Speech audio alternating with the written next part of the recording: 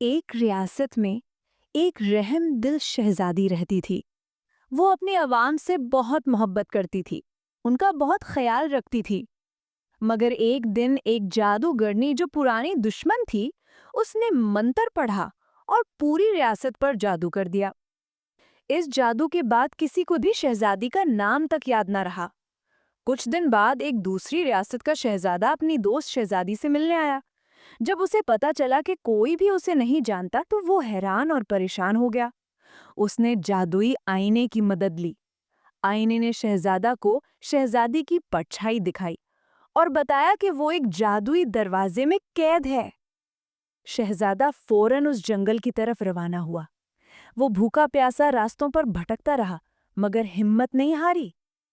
آخر کار وہ ایک روشنی کے دروازے تک پہنچا۔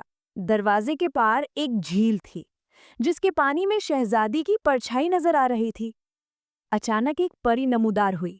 اس نے کہا، اگر تم اپنی شہزادی کو آزاد کرنا چاہتے ہو تو دو موتی تلاش کرو، ایک خوف کی وادی سے اور دوسرا وقت کی وادی سے۔